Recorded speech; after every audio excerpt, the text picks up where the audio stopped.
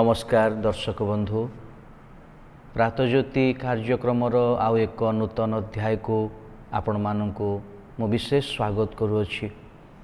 एही कार्यक्रम द्वारा आममानंकर जो प्रचेष्टा जे अनेक परिवार गुड़िक सेमानंकर परिवार को संगठित करिबा पाए एवं सुदृढ़ करिबा पाए आममानंकर प्रचेष्टा। मोर प्रिय दर्शक बंधु आपण मानक भितरु अनेके आममानंकु सेमानकर कमेंट द्वारा निजर मतामत दे उत्साहित करिसंती एवं निज निज निमंते प्रार्थना करिबा पाए अनुरोध जणैछंती। आमे से समस्तक निमंते प्रार्थना करूछु। प्रभु आपण मानंकु विशेष विशेष भावरे आशीर्वाद करंतु एवं आपणक परिवार को आशीर्वाद युक्त करंतु। आज आममानकर आलोचना रे परिवार संपर्कित आउ गोटे विषय आमने आलोचना करिबा। ए आलोचनार विषय होउची भातृप्रेम। भाई भाई मानक भितरे प्रेमर आवश्यकता गोटे परिवार रे प्रचेष्टा करिबा एवं ताकू कार्यकारी करिबा ए आलोचनार मुख्य विषय हबो। अनेक समय रे आमनक परिवार रे आमे भिन्न भिन्न व्यक्तित्व आमे रही थाउ एवं भिन्न भिन्न भावरे आमनकर दायित्व एवं आमनकर कर्तव्य को आमने साधन करू थाउ। ता भितरे आउ एक बृहत दायित्व एवं भूमिका अछि, ताहा होछि भातृप्रेम। भाई भाई मध्यरे प्रेम। गोटे परिवार रे जेतेबेले आमने गोटी रु दुई रु तीन संख्या रे आमने पिला छुआ माने जन्म हेउ आस्ते आस्ते आमने बढ़ू। जेतेबेले आमने छोट अवस्था रे थाउ जदि आमे भाई भाई भाव अच्छू ताहले आमनकर मध्यरे एक उत्तम बंधुत्व स्थापन हेई थाए। आमने परस्पर भितरे जेतेबेले आमे दिन को दिन बढ़ुचु आमने दिन को दिन आमनकर बंधुत्व रे आमने आहुरी जोर हो एवं परस्पर मध्यरे आमने अनेक गुडे विषय परस्पर प्रति आमने बांटी थाउ। अन्य भावरे कहिया पई गले आमने शेयर करि थाउ। बयस जेतेबेले बढ़े आमने जेतेबेले आमनकर ज्ञान चक्षु आहुरी टिके उन्मुक्त हुए से समय रे आमनक जीवन रे भल भल विषय आसीबा सहित केते गुडिए मंद विषय आमनक जीवन रे आसी जाए। से समस्त विषय भितरु गोटे विषय होची आमने समभावापन्न हेई पारि न थाओ। आमनक भितरे ईर्षा मनोभाव आपे आपे आसी जाए। एमतिका लगे जे सते जेमती मोर बापा माँ मोर अन्य जने भाई को बेसी प्रेम करुछंती आ मते कम प्रेम करुछंती। एई प्रकार एक मनोभाव आमनक मध्यरे हठात किना चली आसे। एहा दुई प्रकार आसी पारे। एहा आमनकर व्यक्तिगत चिंताधारा रु आसी पारे किंबा काहा काहार प्ररोचना रे आमनक जीवन रे एई प्रकार मनोभाव आसी पारे। किंतु कौनसी बापा माँ निजर पिला मानंकु अधिक किंबा कम स्नेह करंती नाही। बेले बेले बड़ भाई भाव मानकु लागे जे सान भाई को बोधे अधिक स्नेह अधिक विषय ताकु प्रदान करा जाउची, किंतु ए प्रकार नुहे।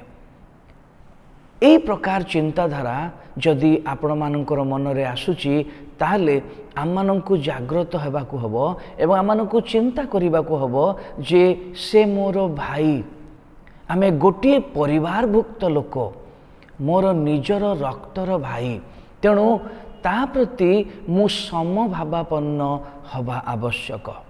समभावापन्न कहिले तांकर चिंता अनुसारे निजर चिंता को समांतर करिबा, एहा होची समभावापन्न।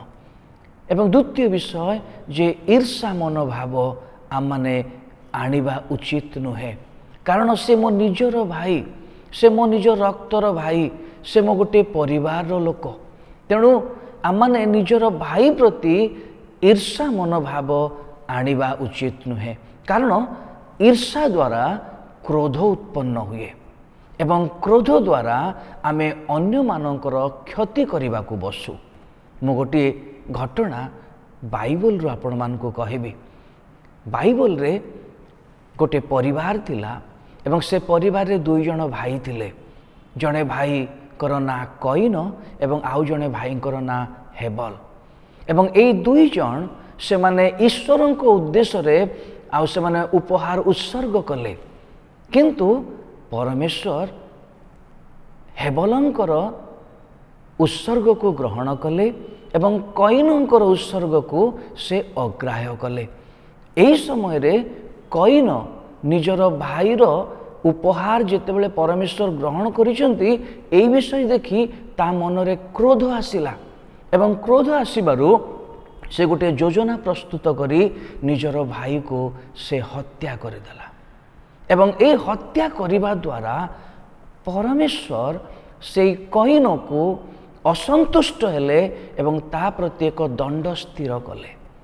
मोर प्रिय दर्शक बंधु, क्रोध आमानंको अन्य मानंकर क्षति करिबा पाए आमानंको प्रेरणा दिए। क्रोध आमानंको अन्य मानंकर विनाश करिया पाए सब बेले प्रेरणा दिए। क्रोध केबे हेले भी आपणंको उत्तम विषय करिबा पाए प्रेरणा दब नाही। तेणु आपण माने आज जो आलोचना को विशेष ध्यानर सहित शुणु। आमानकर जनातरे अजनातरे आमानकर भाई मानक प्रति आमानकर परिवार प्रति आमानकर समभावापन्न अछि कि नाही ताहा माने विचार करि परिबा। एवं द्वितीय विषय जे आमाने आमानकर भाई प्रति क्रोध करूचु कि जदि क्रोध करूचु ताहले आमे जानिबा दरकार जे मो जनातरे किंबा अजनातरे मोर भाईर क्षति करबा को जाउची। मु ताकू कौनसी ना कौनसी भाव में कष्ट देवा पाई चाहूँगी किंतु आमे जानी रखिबा दरकार जे जदि मो मोर भाई प्रति ए प्रकार कौनसी मंद कार्य करूची ताहले कौनसी ना कौनसी मंद मो पाई अपेक्षा करी रहिची। कारण आम समस्तंकर जदि आमे गोटे परिवार लोक आमानक ऊपर आमानकर बापा माँ अछंती किंतु तार ऊर्ध्वरे परमेश्वर अछंती एवं परमेश्वर एई समस्तर विचार करंती।